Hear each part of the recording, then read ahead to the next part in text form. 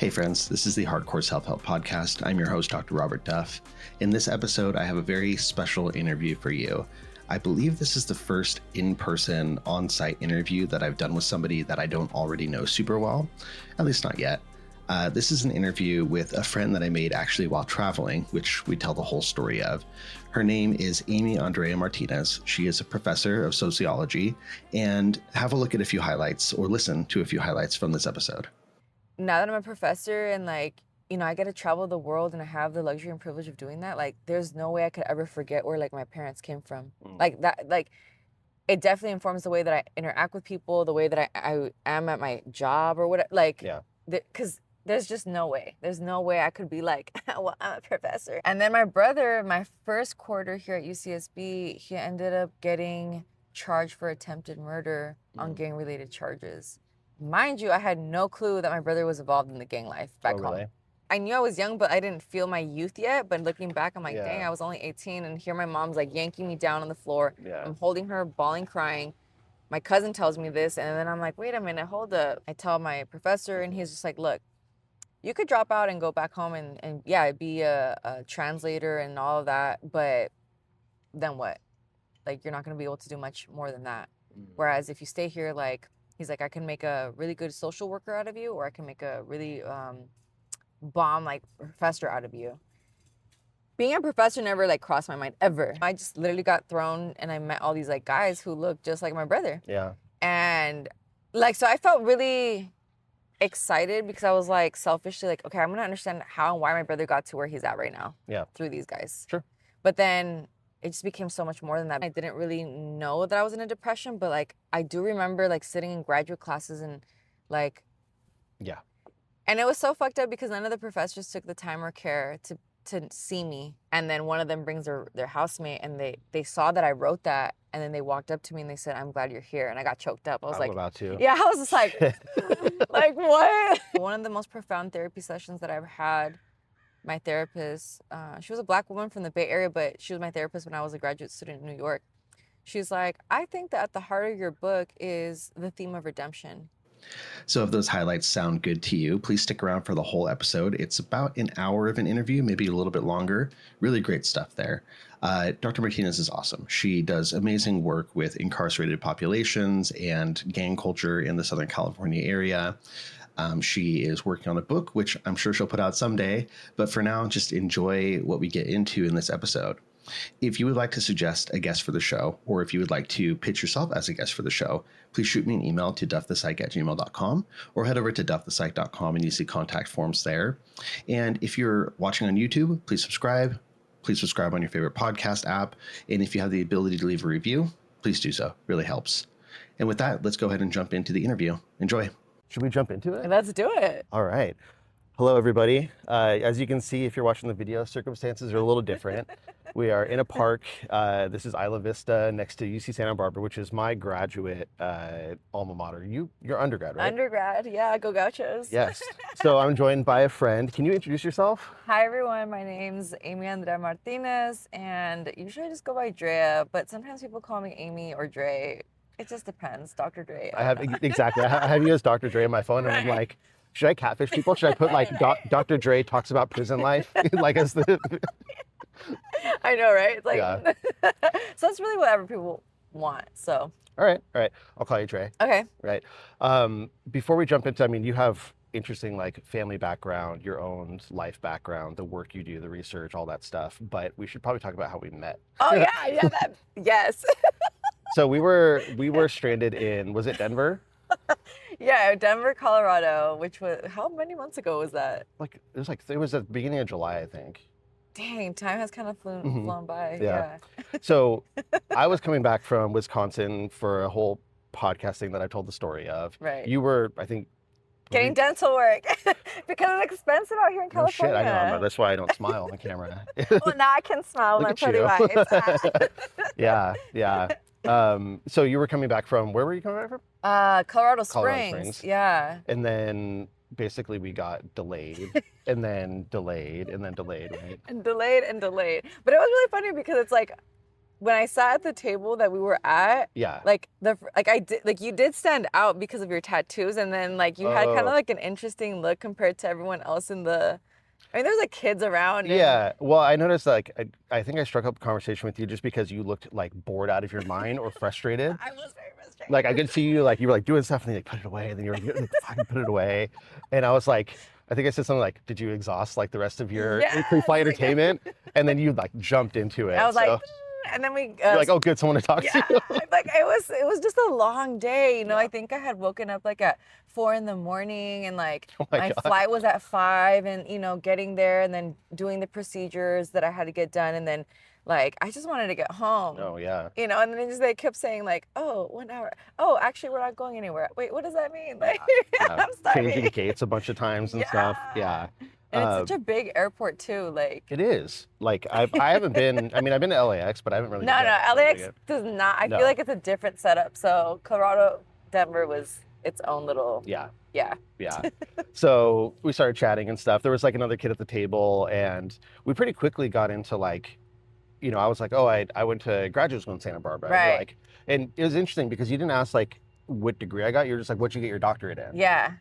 Why not a master's or something like that? Like, what did you like? Did you just have a vibe? Well, you probably will not be surprised by the answer, but I feel like a lot of times in my experience, when people have asked me, oh, like, you went to graduate school. Oh, did you get a master's? But there's not even an assumption that I've gone to graduate school. It's more like Sure. undergrad, and it's, oh, are you a transfer student? Or, you know, it's never the thing that I'm actually doing Yeah. or whatever. So I just have this kind of like personal thing where like when I meet someone and they say graduate school, I'll automatically assume a doctorate, just out of respect. That's cool. You know, not to like underplay someone because I hate when it's done For to sure. me. Oh, I bet.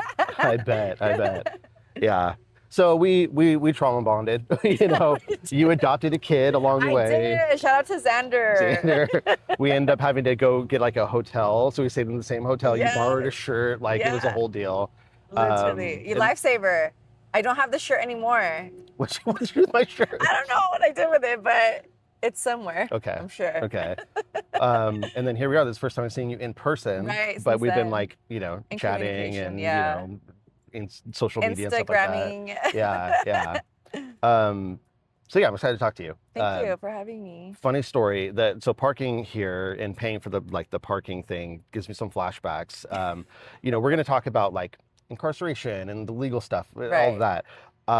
Did I tell you that I got arrested while I was here at UCSB in graduate school? No, you did not.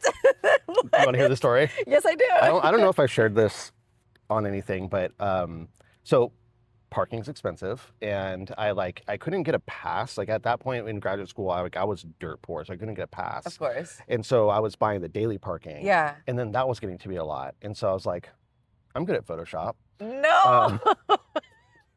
Tell me why. I know where this is going because one of my friends did this. Okay. They did. I didn't know if this was like a thing, right? I'm like, I'm a genius, so I like photoshopped a bunch of like parking passes and like cut them out, got like the right paper and everything, and it worked for a little while. Wow. And then it was around Halloween time, and I guess around Halloween they get time, a little more, so crazy here. They like actually check the tickets, and I came out of class, like graduate school class, walking with my friend, and there's a tow truck that's like about to tow my truck away. And I was like, oh shit, wait. And then the security's there, and since this is in UC, it's like state police or whatever. Yeah. So they didn't like cuff me, but they like read me my rights. Like, you're under arrest. Do you know why? I'm like You're like, gonna say no, but you want to. Yeah, they're like, this parking pass belongs to, or this number belongs to a parking pass from like a month ago or whatever. I'm like, fuck. Like, it's a pretty good one though. It was mine though. Yes. And they like gave me props. Like, this is one of the best ones we've seen. And I'm like, okay, so this is a thing. Fuck. So yeah. So instead of paying for a parking pass, I had to pay for like the ticket. I had to pay for a theft awareness class that I had to come to Santa Barbara for every week. Oh, I would be so irked. Oh my God. Yeah. You're like, never again. So yeah, that's my UCSB story. There you go. So this is the first time I get to like really, really get to know you. Right. You do amazing you've done amazing research. I'm not sure where you're at with that. We'll talk about it. You know, you mentor students. You're like in the gym every day, like working out and rolling, doing jiu-jitsu. You're super driven. And I kind of want to know, like, where does your story start? Like, where do you come from? That's a really good question. I I feel like I could tell you, like, I come from a lot of places, you know? Where were you born? So I was born in Santa Ana, Orange County. Okay. I won't say the year It's because we'd fine. like to, you know, keep ourselves young forever. And my students don't always know my age, and they always That's try to fair. guess. I'm like, but anyways, Yeah, I'm familiar with the area. yeah. I grew up in Fullerton. Okay, yeah. So I was born in Santa Ana, but my parents, you know, they're at the time were undocumented immigrants from Michoacan, Mexico, in this little like pueblo called Zacapu. Okay. And geographically, where's That's like in the Michoacan? southern part of like Mexico, Okay. more like indigenous. Yeah. So my parents, right, with coming with the American dream and like wanting better for their unborn children, they didn't want us to live or grow up in Santana, right? Because Too similar in a way, or like? well, the way I like to describe Santana is like it's like a mini LA. Mm-hmm. You know, there's a lot of gang violence, policing. I mean, you name it. It's all like really concentrated in a.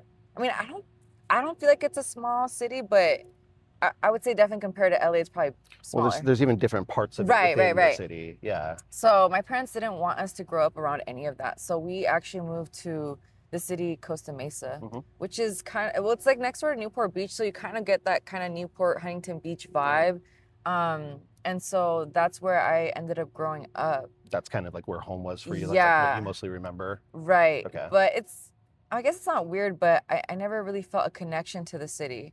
Sure. I never felt a connection to my roots. Like when I tried to think back or look back at that period of my life growing up, like I don't even think I identified as a Chicana yet. Really? Yeah, I think I probably went with Latina or Mexican, but it never resonated because it just like, I know I wasn't from Mexico, right? Because then I would go visit family over there. I'm like, oh, we're living a very different life. You know what I mean? And were you raised bilingual or? Bilingual, Okay. yeah. So my mom says that when I was growing up, I jumbled a lot of my words because I couldn't figure out the Spanish English thing.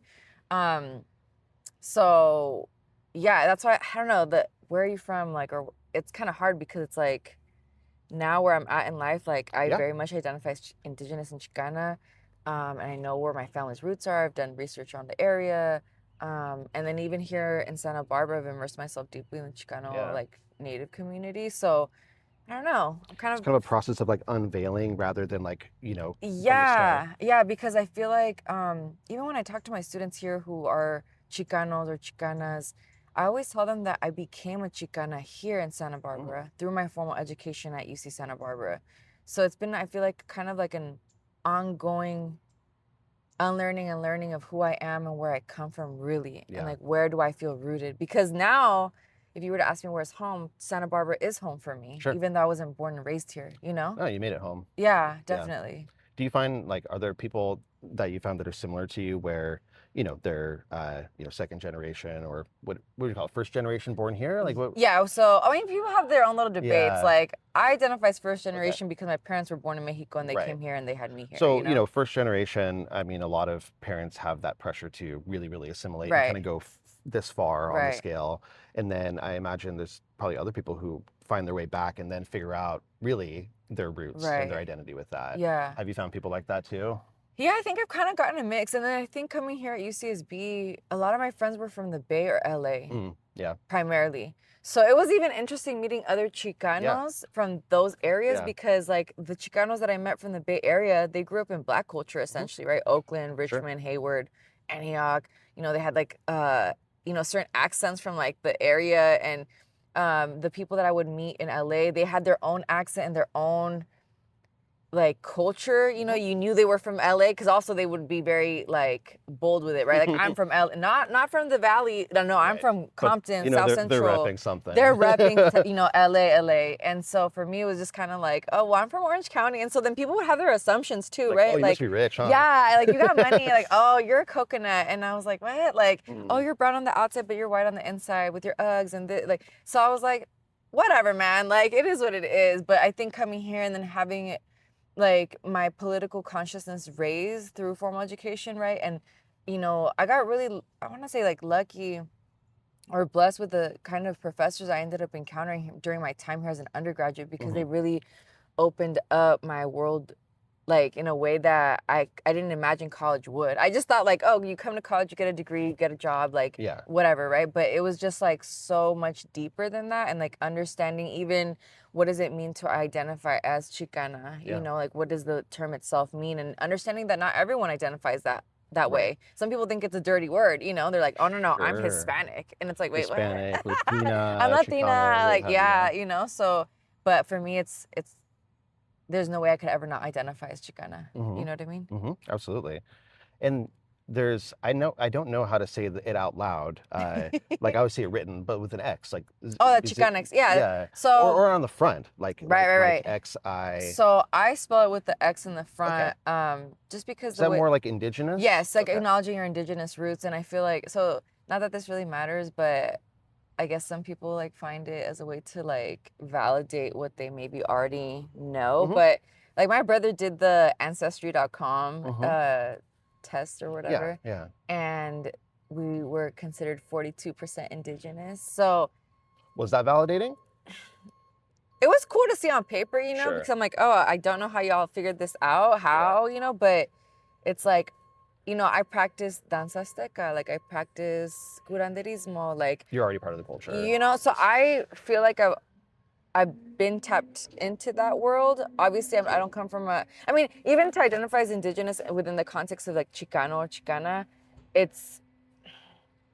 I feel like the university kind of F's us over a little bit because we over intellectualize and theorize things. Whereas, like, when you're out in the community, like if I'm hanging out with some Chumash folks here, or if I'm hanging out with Ohlone people in the Bay Area, and I say I'm indigenous, they're not gonna question it. Right. They're like, oh, like where are you from? Oh, Mexico. Oh, like okay, like you know, so oh, you're a relative, and there's an embracing. Right. You know, that happens immediately. Whereas, like, if you say you're indigenous here in the university, they're like, What percent? what percent? Like, are you Native American or are you from like Right. Latin America? And like, then if it's Native, like, what percentage? I mean, there's just Yeah. so many effed up things in terms of like people policing Sure. your indigeneity. For me, for the longest, I wouldn't identify that way. Like, to my closest friends, I would say, yeah, I'm indigenous, you know? But I never had like a paper to like prove it or anything Sure. like So it that. kinda Just feels like, a risk. yeah. And then because it's so scary now with especially cancel call out culture. And also, I don't know if you're aware or not, but there's been kind of like this thing that's been happening in academia. I want to say maybe the last 10 years where people have been exposing pretend Indians, which granted, yes, there's been people who have identified as in like Native American or like indigenous from Latin America, and it's not true. Yeah, And they've right. made a career off of that. So seeing the way that people have been treated, which granted, like, yeah, that's not cool. It has a place. Like it's important. Yeah. But at the same time, it's like it denies someone like me, or I feel like it denies me my right to like claim my indigenous roots, even though I don't come from a reservation. I don't come from like a tribe in Mexico. Sure. You know, we don't have that luxury of like being able to really pinpoint like, oh, I'm from this tribe, from this. Like, Yeah. we don't have that. You know, all I have is, like I said, I can, you know, engage in danza azteca, which I'm not Aztec, right? Like my family, the area that we come from is Purepecha territory. So all I can maybe assume is, oh, maybe that's my lineage. Sure. But I'll never really know. But I trust like the things that I do that make me feel connected to my indigenous roots is enough for me, you know? Yeah. I think that's beautiful. And like I did an interview with Marcia Bonato Warren, and she talked about like embodied culture. Right. And this brings up a lot of that for me, of like the idea that your body kind of knows. Yeah. And which with dance, I mean, that's like probably a huge way that you can connect. Yeah, and then, you know, it's interesting that you say that because, for example, like my ears are gauged, right? Mhm. So when I was younger, I never understood why I was always attracted to gauged piercings. Mhm.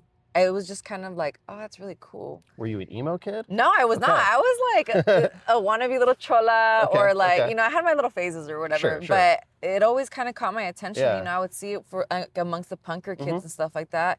And then it wasn't until I came here and I started engaging more like in the indigenous Mexica culture, danza azteca community. You know, I would have a lot of elders that had like their ears gauged and stuff. And I remember one of our elders brought an instructor from Chicago, who I guess was very well known and respected in the danza azteca community.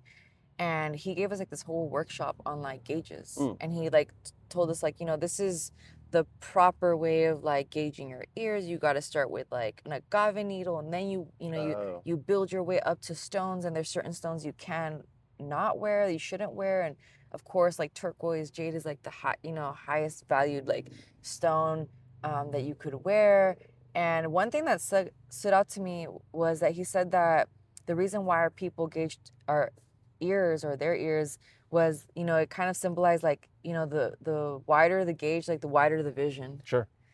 And it really stuck with me, and I was like, wow, like I didn't know all of this. But it like made sense. But it made sense, and the fact that I had already done it and I never had an explanation, it's just all I can attest to it is like genetic memory, or like, I don't know, like embodying culture. Like, sometimes you don't necessarily have to know to know. Sure. 100%. Okay, let me pull things back a little bit. Your family, was education a big thing in your family? So that's kind of tricky because obviously my parents came here so that we could have better opportunities, and one being for sure education, right? Because where my family's from, you have to pay for your education. My mom was one of, I think, 10, and my dad was one of 9. Wow. And not everyone got the luxury or privilege of like getting some education. There was always like a cap to what they could, Because they had to work. They had to work for the family, or like their parents just couldn't afford. Sure. Imagine like 10 kids, like that's. I can't. I'm like, and then it's, I got 2. Good. I have 0. So, but when we, when they got here and like, I was born and I was in school, like, I don't remember my parents like specifically like saying, you got to go to school and you got to do well. I already naturally was inclined to do well in school, and I loved it. Okay. Loved it always. But they weren't like. But they were never like, I think because they didn't have to with me. Fair. Like I was just like, naturally, love school. Don't pull me out of even if I was sick, I would like go to school. And if I was really sick, they'd be like, you can't come, You're like, please. But please let me go. Like, I want to be here. Yeah. But I think, there's something to be said about being first gen, where like when my parents would send me to Mexico in the summers to spend time with my grandma, my mom's mom, and like seeing my cousins and like the poverty, like, I would see like little kids like selling little chiclets, Yeah.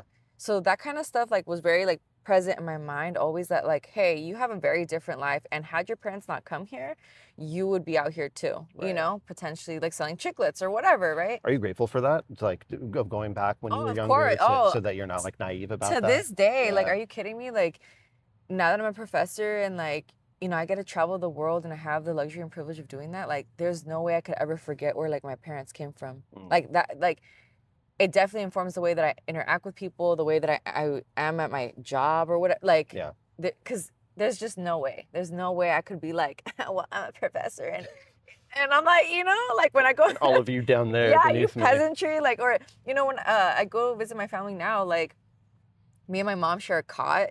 And when I'm showering, it's bucket cold showers. If I want warm water, I got to heat that thing up, So there's just no way I could ever be like uppity and stuff like that, But going back to your question, having that at like the forefront of my mind, like, oh, like my parents sacrificed who knows what. Like, I knew they sacrificed home, language, comfort, friends, the whole 9. Yeah.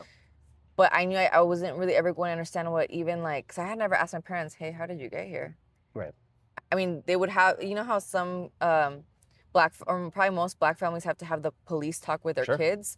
We had the migra talk, the ICE talk, like, we don't talk about citizenship. Like, if anyone, you don't say Even nothing. back then? Oh, for sure. Yeah. Like, we just never talked about that. We never traveled anywhere either, because my parents were always like hyper vigilant, especially growing up in Orange County, where it's a conservative, pro-Trump. Like, before even Trump was there, like, a lot of white people in Orange County. Yeah. Very conservative. Like, my dad, it wasn't until years later too, like when I came here and I had certain Chicano studies classes that would have us like do projects that we would have to interview our family members, that I learned that my dad one time got chased by skinheads with chains. Shit. Wow. I was like, whoa. That wasn't dinner table conversation. That was not ever, like, that was years later that I would find that out. So even to this day, like, I don't really know. I've read books, and I can get an idea, but we've never really had that talk of like, hey, how did you get here? Do you think you ever will? I don't know. I feel like I'd be so emotional about it, but I hold it like dear in my heart. And like, that's the thing that like, when things get rough for me, I think about, okay, well, everything's relative, everything's contextual. So I don't want to minimize theirs or my like experience or experiences, but I think about everything that they gave up for me to even have an opportunity at whatever I wanted. Sure. So school, like to me was always and Yeah. is number one, That's Yeah. all I have. Well, you finished that. I right? did. Check. Yeah. Yeah. That's awesome. Yeah. What did you want to be when you grew up? So Like it's when you were a funny. kid? I wanted to be a medical doctor. Okay. Don't really know why, but I wanted to. I even had a medical doctor Barbie, and she was brown too. Nice. I don't know how my parents got me that Barbie doll because it's like back then there was like no Barbie, and if there was any colored like dolls, Yeah. they were not cute. Sure. You're like, what is this? Well, yeah, what is this But so it was like I still have that doll. Really? I do. Wow. Yeah. Like, do you keep it out somewhere, or is it just like? It's in a box with Yeah. all my other like childhood toys. Because I was really into Barbies, so it was really not cringe, but kind of like sentimental and emotional. Because one day I was going through my boxes at my parents' apartment, and I found like my doll box, and like it's all these white Barbies. Yeah. And then I found her and a Pocahontas Barbie. And I was like, oh. They were really pretty though. Sure. But yeah, I wanted to be a medical doctor. I think maybe because when I was younger, one of my mom's sisters, rest in peace, she was a medical doctor. Mhm. She was one of the only out of the 9 kids on my mom's side that her parents wanted her, like I think she was like my grandpa's favorite because he made sure she went to school and she got her medical degree. Now I don't know like how legit or like I don't know how it works in Mexico, Sure. but she was a medical doctor, and she also struggled with alcoholism. And I don't know what other shenanigans like she was into. Yeah. She ended up passing away in her early 40s, and she left behind my one of my cousins when she was like 2 years old. Yeah. And so I think something about that, I was like, oh, like I want to be a doctor to help people so they don't die. Yeah. So didn't quite make it to be a doctor, but Do you still consider yourself to be like a helper? Like oh, for sure. Yeah. I mean, even when I came here to UCSB, the goal was to be a psychologist. It then changed, right? As I was growing up. You dodged a bullet there. Oh, didn't I? Because now I'm trying to get my, potentially my master's in social work or... You need 3 masters now? Maybe. But I don't know. It's You're just... addicted. It's... When I was... And I don't know if you'll relate. You probably will, since we're kind of the same generation. Higher education is not what it used to be or what it used to feel like. Like when I was in school... I sat in the front. I had like the utmost respect for professors. Like there was no shenanigans. You said we had to read 2 books and 3 articles for one class. I read all of it plus the footnotes and the, bibliography and stuff, And now like these kids don't want to do any, and I get it, right? Like they got to work 2 to 3 jobs and, Information's a lot more abundant too. You have AI. Like why am I going to do the work if I could just try and get away? It's such a different landscape. And also I feel like depending on where you're teaching at, the level of entitlement of students is off the wall. So, I think you've seen in my classes, I like to have a service learning component to my classes. Yeah. So essentially when I teach here at UC Santa Barbara, because my research is here and I'm very close-knit with the community here, especially like within the gang culture and stuff. Yeah. We should talk about that too. Like give some context. Like maybe now would be a good time to talk about like what your line of research is, how you got into that. Yeah. So I guess let me backtrack then. Initially when I came to school here, like I said, I wanted to be a psychologist, right? Growing up, people would always tell me this stuff. Even if I didn't ask for it, like people just felt comfortable. And they were like, okay, like let me hear your problems. And if you want like feedback, I'll give you the feedback, So in my mind, I was like, all right, I'm gonna be a psychologist, I wanna work with troubled kids or whatever. Yeah.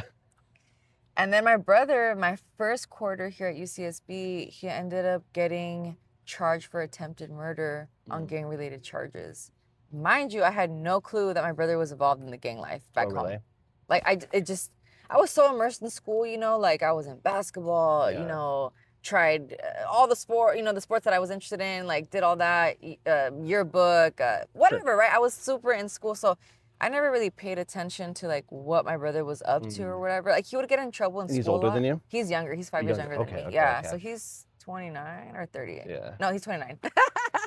So I had no clue. And like I've always been big on like freedom of self-expression. Sure. So yeah, I did notice my brother dressing a little different, more cholito or whatever, but I never thought like, I just didn't think anything of it. And my family didn't either. Yeah. Until, right, I think it was a couple days before Thanksgiving, you know, I'm on my way, you know, home, right? At the time I was living in the Santa Catalina Towers here in UCSB, so off campus. Yeah. And my roommate at the time, can't remember her name, but she was really sweet.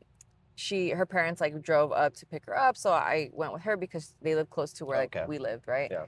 And when I don't remember how it happened, I get a phone call from my dad. Hey, how far are you? Oh, I'm close, but I could tell something was off with his voice. And mind you, like Mexican dads, like they don't show emotion unless they're angry. Like that's all you get, right? So the fact that I could kind of hear a crack in his voice, I was just like, something's off You could here. like feel it. Yeah. I'm like, hey, what's going on? Oh, you just need to get home soon. I'm like, why? Like, why? Your brother got arrested. What? Okay, well, I can't do anything about so you the just speed. Sit in the car and fucking panic the whole time. Yeah, I was just like sitting there, and I do remember like seeing, like looking at the window and kind of just like trying to imagine, well, why is my brother arrested? Right, because he didn't give you any detail. Nothing. I get home, I'll never forget it. My aunts were in my brother's room. They were all standing. My cousins were there, and my mom was on the floor, bawling. Oh. And I walk in, and I'm like, what the hell is going? Like I can't even explain to you like the dread or like my heart sank seeing my mom, you know, on the floor, because I was just like, what, you know, what's going on? Like a million things probably going through your head. What is going on? And then I just remember looking at my cousin, and she's like, mind you, this is like, you know, Chicano slang or like talk, you know. She's like, fool, your brother stabbed somebody. And I was just like, what? Oh my God. And like, I just remember my mom like yanking me down from my shirt, and I was holding her. I was holding her cry. Yeah. But mind you, I'm like, wait a minute, you like. And how old were you at this time, do you think? 18 for sure. Damn. Yeah. So just like, now when I look at the kids here, I'm like, oh, 18's so young, you know? Right. At the time, I mean, I knew I was young, but I didn't feel my youth yet. But looking back, I'm like, dang, I was only 18. And here my mom's like yanking me down on the floor. Yeah. I'm holding her, bawling, crying. My cousin tells me this. And then I'm like, wait a minute, hold up. I'm like, well, he's been hanging out with you. You've been hanging out with your boyfriend. I know your boyfriend's in the game. I'm like, oh, I just felt this rage. I was like, I just remember like getting up, and I think I yelled at her boyfriend. I was like, if my brother's going down for this, for whatever, you are going down too, you know? And I don't know if this is real or not, because now it's hard, because I feel like it's such a long time ago, and it was such an emotional like time. But I could have sworn I kind of got up and tried to swing at my cousin's then boyfriend. Sure. And I feel like I remember my dad like yanking me back, and then me somehow kind of like, everyone get away from me, like, and I just jammed to my room, and I remember just crying. When you remember that, do you remember it in like first person or like third person? Like, are you watching it like a movie when you think about that? I watch it as a movie in my mind, you know? So it has that energy too. Yeah. It feels like a scene in a movie. Yeah, definitely. And depending on when I talk about, I can get emotional about it too, you know? But formative. Yeah, so that was my Thanksgiving. It was going to court. And then like learning that they were going to give him 25, or they were thinking of giving him 25 years to life. Jesus, yeah. Because of like the way that laws worked in California at the time. So anyways, come back to Santa Barbara, right? And like, you know, to this day, I mean, it's recognized as a party school, but back then it was really like #1 party school. So to come back from that to like, oh, everyone here is like, you know, partying and this and that, I was just like, what? Like my whole life just got rocked. You know what I mean? And then just go back to having fun. And feeling like guilty of like, I can't be there. Like I'm trying to do this thing here, this, you know, undergrad degree so that I can get ahead and get a job, and I could buy my mom that house she deserves, and all these like dreams and ideas I had it like growing up, leading up to me arriving here. And then it's just like, it was I don't want to say shattered, but it was, like I said, my life got rocked. We couldn't be fully here anymore. Yeah, like I was, party was there. right. And then at the time, like there wasn't any like underground scholars, rising scholars, which are organizations at the university level that have been in the making for the past 10 years, I would say, that help formerly incarcerated or people at the, I mean, at the time we didn't have the language, but you know, now we do.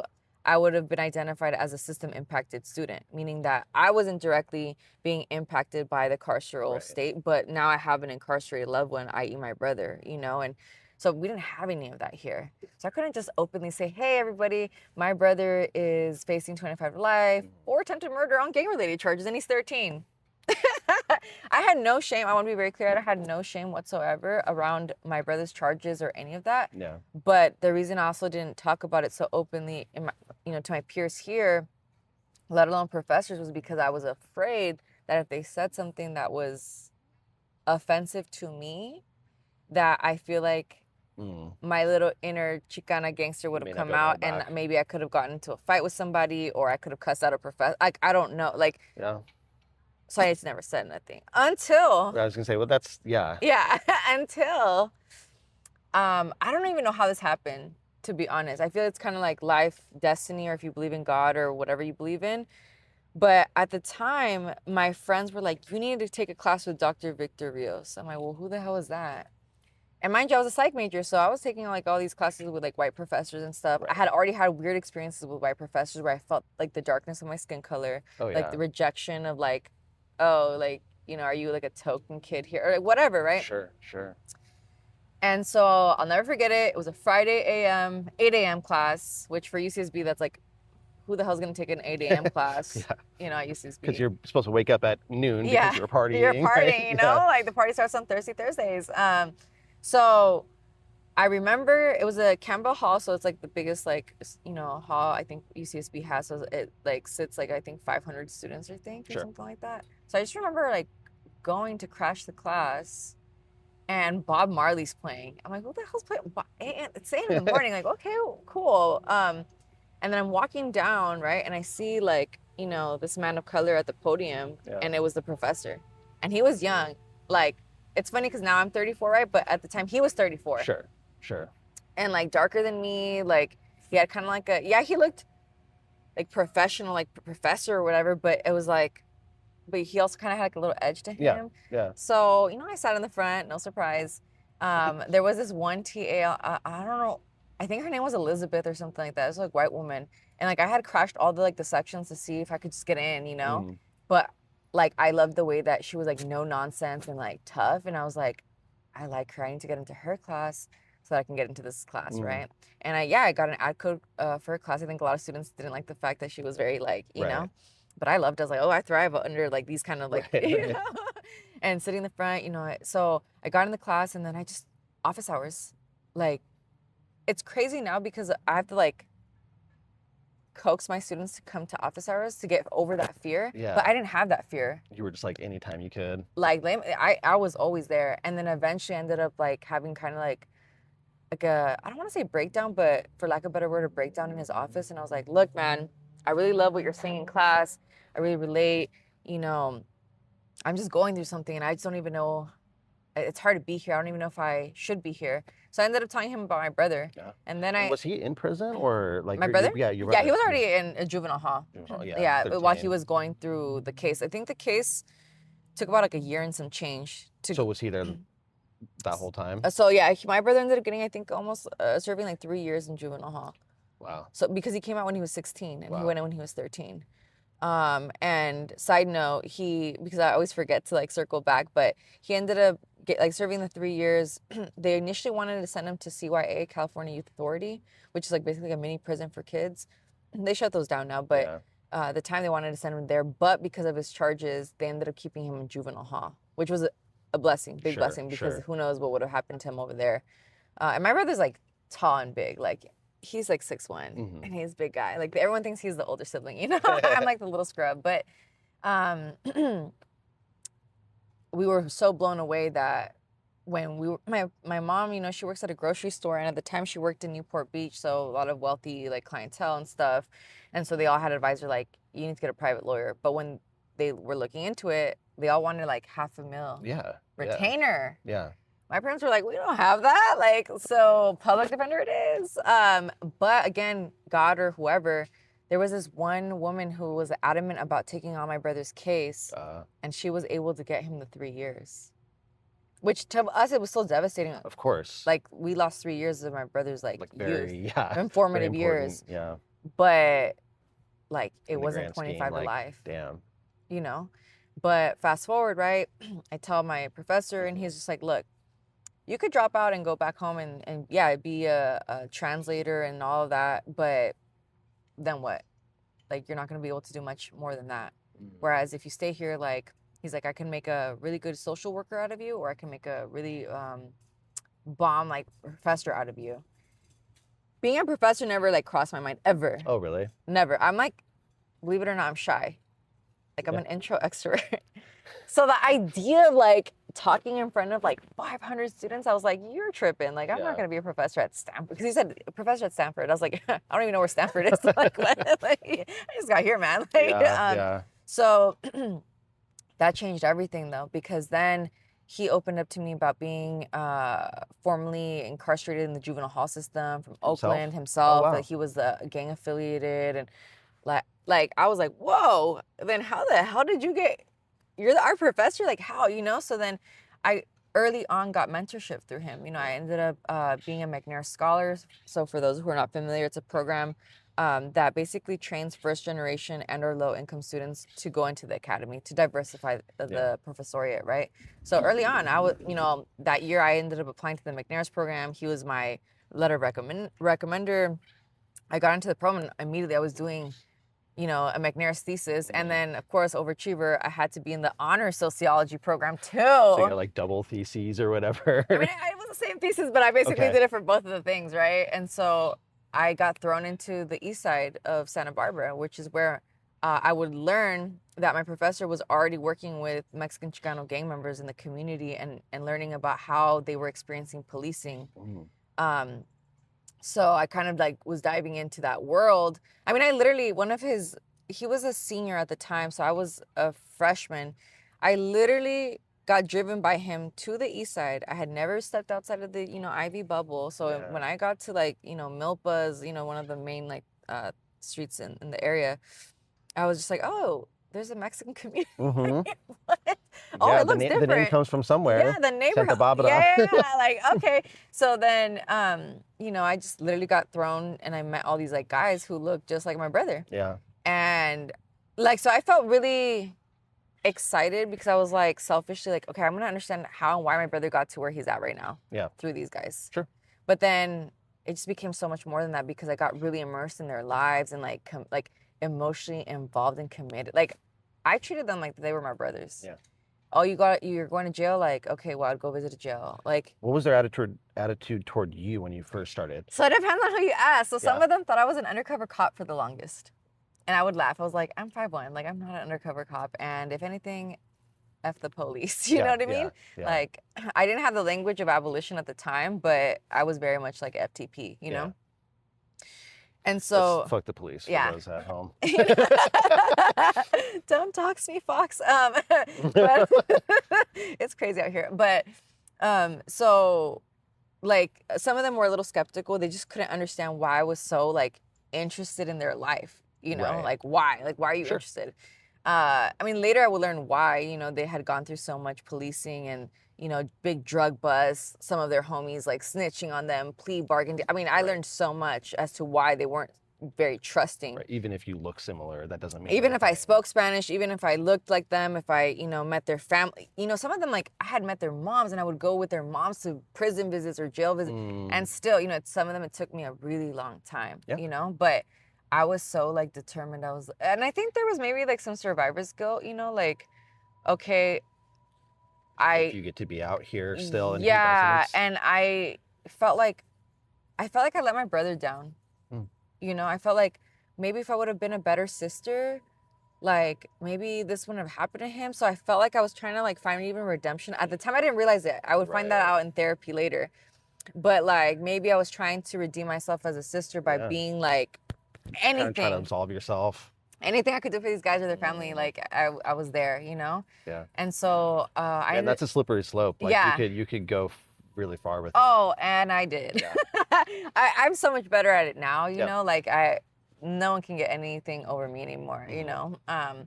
But at the time, like anything I could do, I was like so committed. And it made me feel like connected to my brother, you know, Sure. in a way too. And so I ended up doing my McNair's in sociology honors thesis on the policing of Chicano gang aesthetics.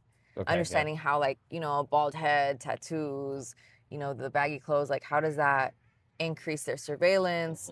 At the same time, like why do these guys, knowing that it's going to increase their surveillance and contact with police, still choose to dress that way or, and you know, embody that kind of cholo aesthetic? And, you know, I ended up finding out that it was like one of the few ways where they still were able to reclaim and claim a sense of humanity, agency, etc. So I found like a beautiful resistance in their like choice, like their refusal to assimilate, you know. And I mean, really like immersing myself in the Mexican Chicano gang culture here in Santa Barbara really opened like this window of like historical legacies of colonialism, coloniality, racialized dehumanization. I don't want to get too like theoretical and academic this is your show, with it. Man. You have the mic. Like. But like at the time I didn't have the language, but it was starting to open up my window to that. And even like understanding like my own like mistrust towards white folks, police, like all these, like I was starting to like better understand. Like my feelings weren't just out of the nowhere. Right. There's like a historical context to all of this stuff, right? So it was very also empowering in a way, you know, then going to conferences and like people like listening to what I had to say and like the feedback I would get. Like I was like, oh, maybe I can really do this whole professor thing, you know? Yeah. So back then it's kind of crazy thinking about it now, but like it's like I definitely committed to like, okay, I'm gonna write a book about these guys and their family. And then here we are 15 years later, I'm still working on, well, now on the book, right? Like that ended up being my graduate studies dissertation, doctoral work. And, you know, like now that I've been 2-3 years out of graduate school, like working on the book, you know, and it's come such a long way. I mean, I still have ways to go in terms of like finishing even a first draft and being like it's crazy because it's like people think, oh, you're a professor, so everything's great and you know you have everything figured out, but it's like, yeah, I'm the first to do all of this.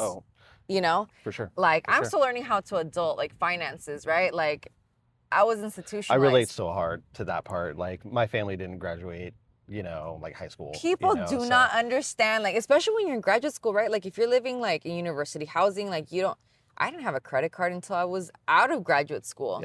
Yeah. In my early 30s, like I didn't buy my first like my own car until like last year. You know, like you got it now though. I got the baby Lexus. Lola and I are cruising in these streets, but it's like no, like everything's so new and it's like overwhelming trying to like figure the adult stuff, like professional stuff, like this book. Like, I mean, right now I'm kind of taking a hiatus on like working on the book. I'm kind of just like the world's in fucking flames. Or sorry, flames, and I feel like it's really weighed on my spirit with everything that's going on in the world. How could it not, right? Like, how could it not? But it's so hard because being an academia, it's like produce. Yeah. Students are demanding. Here, this is like you know, they consider UC to be like a research institution, right? So you're judged on that. Yeah, and you know, my primary institution is San Jose State, so they're more focused on teaching. But because everything's changing in academia too, it's like no matter I think whatever institution you're at, teaching, you know, producing knowledge, research, grants, like all like now everything matters. Yeah. And it's also all up in the air, right? Right. Like one of my colleagues. What grants are you gonna get? Yeah, one of my colleagues just got, I think, allegedly fired for even supporting students who are supporting the Free Palestine movement. Yeah. So to me, as a first generation Chicana coming from like, you know, undocumented working class background and being system impacted, understanding the value of healthcare, financial stability, I'm like, oh, so I can't do what I really want to do here. Right. Like suddenly there's a muzzle. Oh, for sure. I'm like scared. I'm like, ooh, like even saying I'm an abolitionist, like I'm scared of saying that out loud sometimes because I'm like, am I gonna get doxxed, you know, on Fox or, you know, the whatever the guy who just got killed, like their follower, like man, it's scary out here. So it's not what it what I thought it was gonna be. And so I feel like this second half of the year, I've just kind of been on pause. Like, you know, I just finished my postdoc at UC Berkeley, so I transitioned back on the tenure track clock at San Jose State.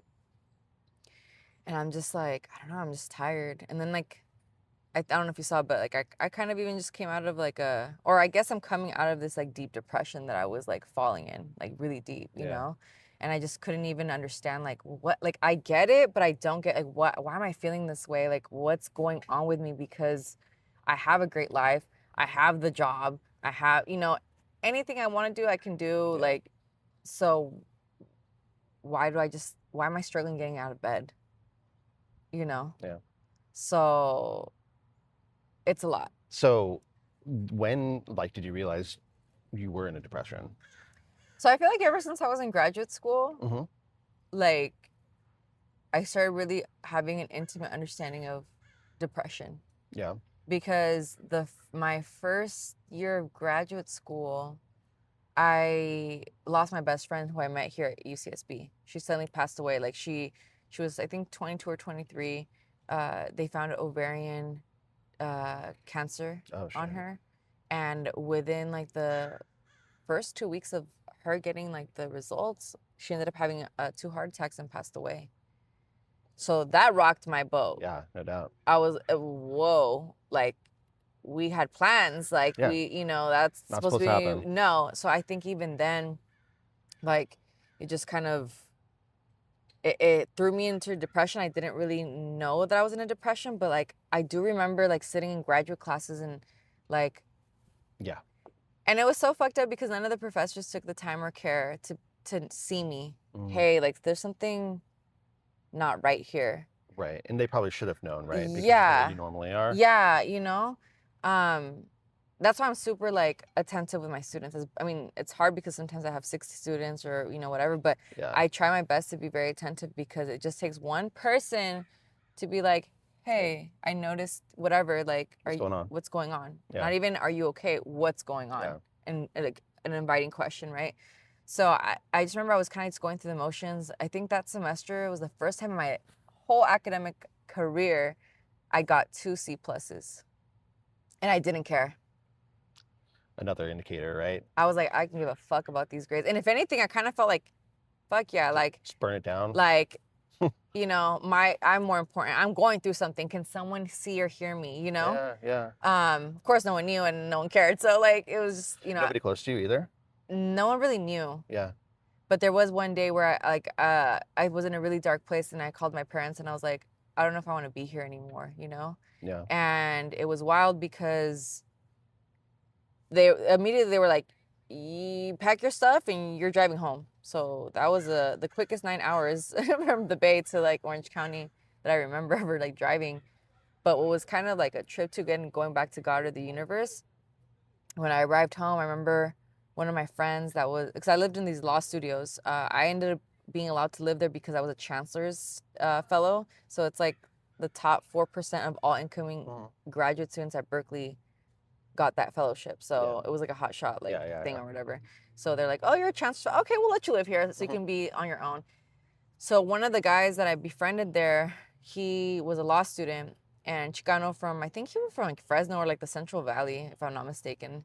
And he sent me a text message and he's like, yo, so-and-so was found dead in their studio. They died by suicide.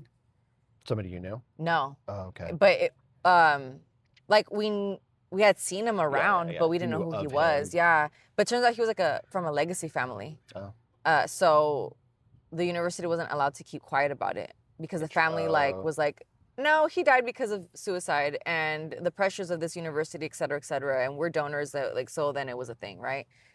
But it like rocked my boat. I was like, oh man, like, okay, like the actual, yeah, the real impact of that. Someone like did that, right? So I think it wasn't until like a couple years after that, then I started like therapy. Yeah. And I started kind of like, okay, like I can go through like low frequencies of emotion and like that's okay, but I can't stay there. And like let's build up an arsenal toolkit so that when we do get there that we can bounce back up. You know what I mean? When that was happening, like when you were, you know, in the Bay and you called your parents, Right. why'd you call them? Like what was the decision to call versus, you know, the other thing? I think I was just scared because I'm a weenie. I'm like, I could not, like, sometimes you see movies that people like, kill themselves or whatever, but I'm like, I'm not gonna do it. Like, I can't cut myself. I can't shoot myself. Right. I don't have like the courage. I don't know if that's the proper way of Yeah. saying it, but I'm like, I couldn't do that. You were tired of existing, but you weren't like, you didn't feel brave enough to like. Yeah, I couldn't, because I loved life, you know what I mean? And also, it's not that I didn't want to live, I just didn't want to feel like this anymore. Like, feel like I was drowning and no Yeah. one was seeing me. And like me being an empath and me being I didn't realize that being an empath is like a gift. Not everyone has it. Sure. So I'm So you start tuning thinking, into everybody else. Why isn't anybody what tuning can into me? anyone see there's something wrong? Mm. Like, can someone just even give me a hug? Like, you know? I wish I could go back in time and give you a hug. Right? I'm like, like, you know what I mean? Yeah. So, I just like, I need to be with my parents. Yeah. And you go boom, home. like that. I went home, went with my dog. Like, it was, it was great. And I'm glad you did. yeah, because then, yeah, no, it was crazy. So I think since then, in my early 20s, like, I started kind of like better understanding my emotions and not suppressing them. Because also, too, growing up like in a traditional Mexican household, like, we didn't talk about, to this day, we don't really talk about our emotions. Yeah. Like, I feel like I'm the one in my family that's like pushing my family to like, no, let's talk about this. Let's do therapy. Like, there's different kinds of therapy. Like, maybe verbal therapy isn't like the thing Sure. for you, but there's so many other things you could do. Yeah. So I feel like I'm breaking that chain in my family. And, I don't know if you saw my latest post, which that the run? yeah. I did the Share whatever you're comfortable yeah, with. the Walking Out of Darkness walk, Okay. which is to raise awareness around suicide prevention, etc. And so, like, my students, for whatever reason, this summer at UCSB, like, a lot of them ended up opening up to me about either suicide attempts or suicide ideation.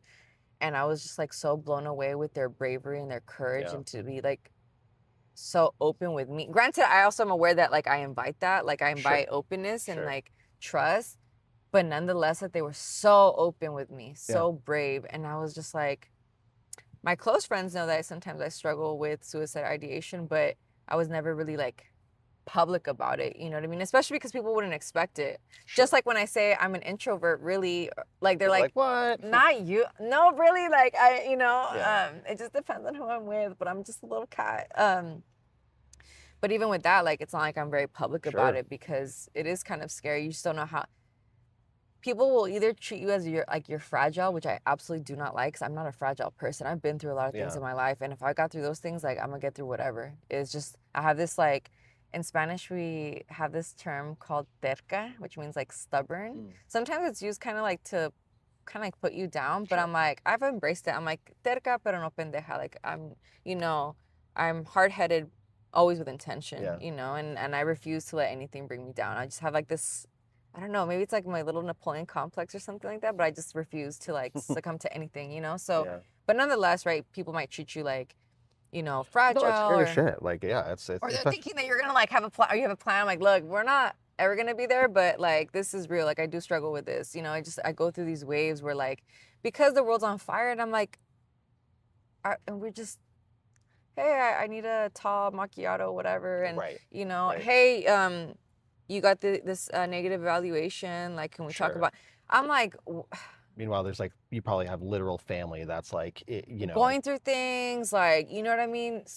People in the community that I feel responsible for here, like, or I'm, in deep connection with, like, so it just feels overwhelming sometimes when like I'm being demanded certain things from my job that I'm like, okay, but in the larger scheme of things, like, does this even matter when the world's on fire? Yeah. Or like people in my family are in crisis, or loved ones are in crisis. So recently I kind of felt like I was just falling in a very deep, dark place again, or I just couldn't get it out of bed. Thank God I had to teach this summer, because that was the thing that literally got me out of bed. No choice. Yeah. And then being inspired by my students' openness and bravery, like, I ended up doing the Walking Out of the Darkness walk here in Santa Barbara this past weekend, and that was just like really empowering. And you posted about it And I publicly. posted about it publicly. I mean, my profile is private, but I Okay, mean, okay. public in the sense of like, you know, at least whoever follows me Right. can see and read for themselves, Yes. you know? Like I haven't known you for that long. I was Yeah. able to see that. Yeah. And so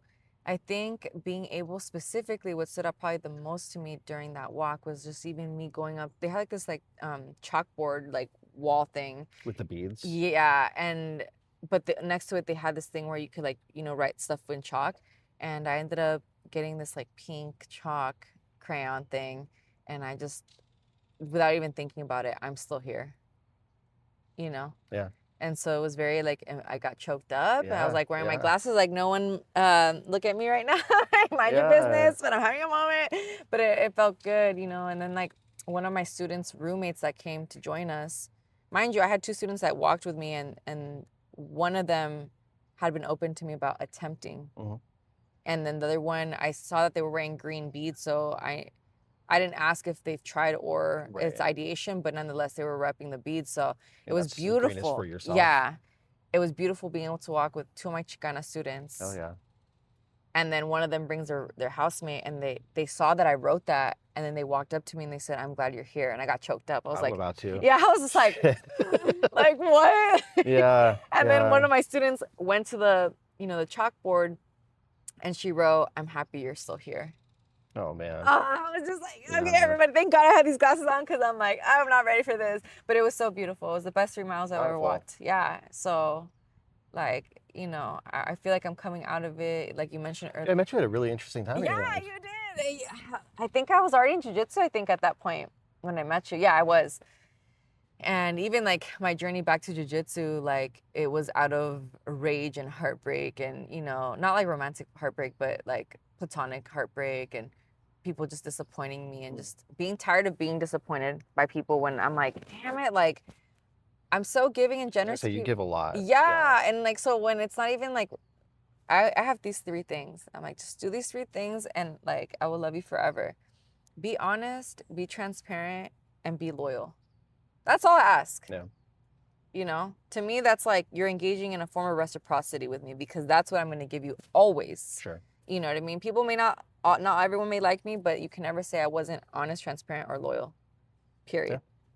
So, like, you know, having experienced a lot of betrayals in the summer, like, yeah, you met me in a really interesting time. And Yeah. going back to jiu-jitsu, and, you know, it's been, let's see, it's been like maybe 3 or 4 months that I've been back in jiu-jitsu. Like, it's You're there like almost daily, huh? every day. I basically live at that damn gym, you know, and like I even got my female students Oh, yeah. involved and stuff. And it's just been really empowering, and, you know, I'm invested. Like, Yeah. like I just told myself, because I felt like just so tired of also disappointing myself. Like, you didn't get out of bed today. You didn't do anything. You know, I was like, all right, you know what? I'm gonna do what I have to do. I have to teach right now. I'm gonna teach.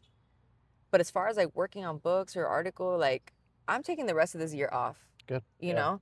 And all I want to do is train. Yeah. So that's what I've been doing. Like, doing my job, yes, but focusing more so on like I'm doing this half marathon. Right. Crazy, but here we are, Yeah. like investing all this time and energy and money and my Yeah. knees for this half marathon. But I feel like I'm breaking through something within myself. Like you needed to. Yeah, like I mean, my whole life has been on the go, and it's always been about like next thing. next thing. Where now I'm like, you know what? I have 5 years to get tenure. The book will get done before it'll get done. Right now, I just need to breathe. I need to pause. I feel like the universe has interjected and interrupted, like, and I just have surrendered. I've surrendered to just like, let me focus on myself, and like, let me get myself to like this really strong place. I mean, I don't know if you watch the Jay Shetty podcast or not. Not much. I've seen it. So I think you probably know this about me. I love Cardi B. I love her. I feel like I'm like the academic Cardi B. There you go. So she just went on his podcast, which I was kind of surprised, because I don't know if that was like on her brand or whatever. Sure. But she was talking about how like this last like 7 years that she hasn't put out music. Like, God, it has been. yeah, it was 7 years since like Bodak Yellow, and like her first That's a trip. her first and only, well, now anyways, she has her new album, Yeah, right? yeah, yeah. But it had been 7 years since she had produced the full Mhm. album, and just hearing her talk about like her own journey through like like in her case, romantic heartbreak, right? Her marriage and all these Yeah. things, and seeing where she's at now, and she feels like she's really like feeling like strong, like a strong foundation. Like it really resonated with me. I'm like, okay, I'm not gonna be on a 7 hiatus, year hiatus. I can't do that. But like I'm on a little mini hiatus, but I Yeah. know that I'm on track of like breaking through what I need to break through within myself and where I'm at right now, spiritually, emotionally, physically. Because running is freaking hard, Yeah. man. Yeah. Ooh, I just Fighting did with yourself. 7 miles this last weekend. Like Do you listen to stuff? I do. Okay. I do. I have Yeah. to. I have to listen to music. But someone was like, "You should try like not listening to anything." And I was like, "I don't know That's for when you that." really face your demons. Yeah, I was like, "We're not there yet." But like, I'll listen to music and stuff, and like, but it's like it felt like definitely me versus me this Yeah. past Sunday when I was Yeah. running those 7. I've never run 7 miles, and like my student was just flying because I'm doing it with some of my students. 20 something. She's 20, and she was flying. I was like, she's 15 years younger. Like, okay, let's remember.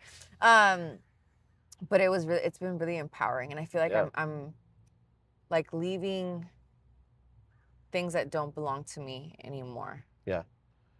I imagine it's a good reset too, because like I don't know if this is the case for you, but for me, I'm always feeling like I'm like behind. Yeah. Oh, for sure. And like Oh, I yeah. told this to one of my therapy patients yesterday. I'm like, I'll be honest with you, like when I'm in therapy, like I'll do like 4 hours of therapy, and then I'll get done, and I'm like, God, I wasted so much time. I could have been doing this. I could have been Right. doing that. And I'm like, you idiot, you were working. You were doing your job. And I'm Yeah. like feeling unproductive while doing my Right. job, and I feel Yeah. like something like what you're doing it's almost like a body reset to Yeah. feel the weight of what you do again. Right. Because like, yeah, I forget who I am sometimes, and I forget all that I do, because it's so like part of it is like childhood trauma, right? Like feeling responsible for other people emotionally, and like learning to unlearn that and all these. But nonetheless, like I'm always in service to somebody, Sure. and I forget that. Yeah. Yeah.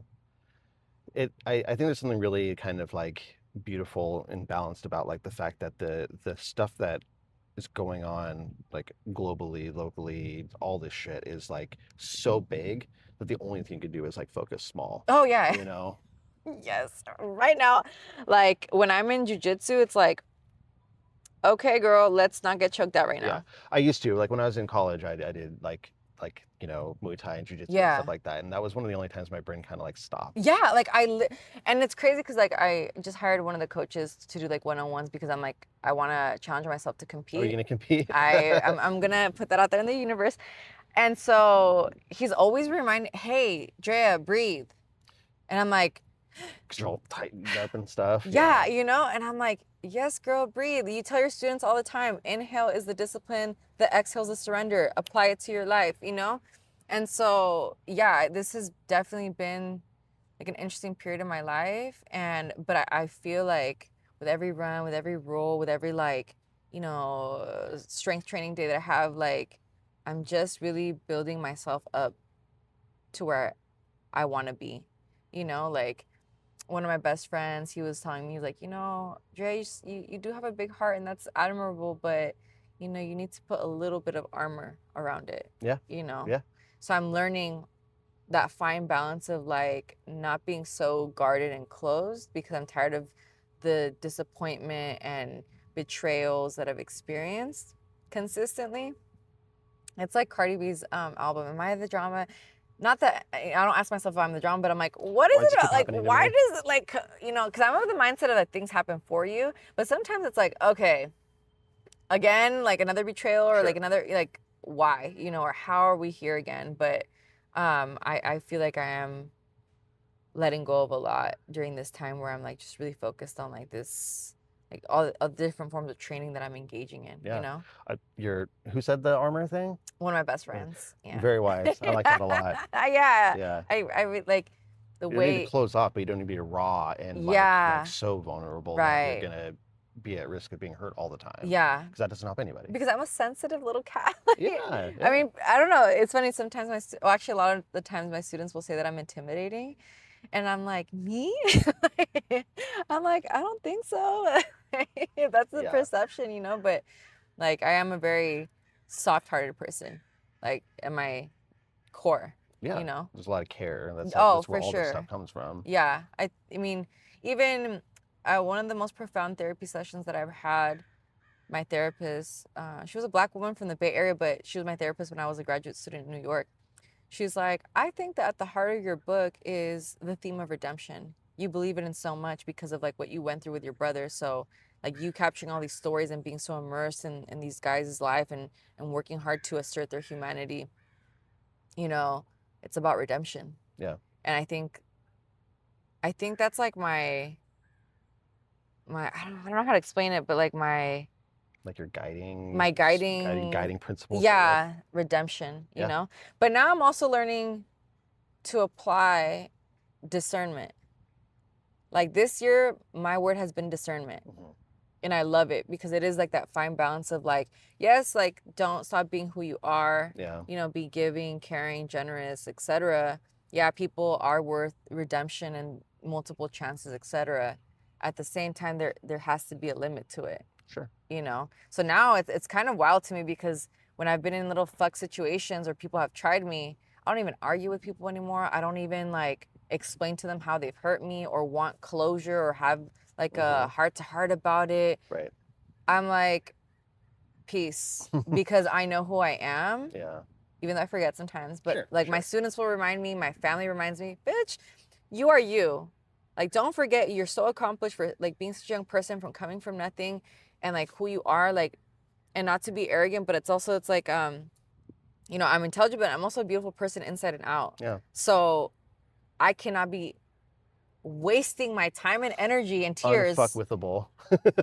Yeah, I need to be like Omarion, unbothered and unfazed out here in these streets. You know what I mean? Yeah. So I'm really learning to apply discernment. It's been my favorite word. Like, I don't even know who taught me that word, but I freaking love it. I'm like, every time I'm in some fuck shit, I'm like, hold up. Oh, let's walk away with discernment, you know? Yeah. I'm really proud of you. Thank you. Yeah, I'm really proud of you. And I would be able to talk to you for like another 3 hours about stuff, you know, and more about like your work and everything like that. But I guess like in starting to wrap up, is there anything that you want to make sure that people hear or anything you want to point people toward, you know?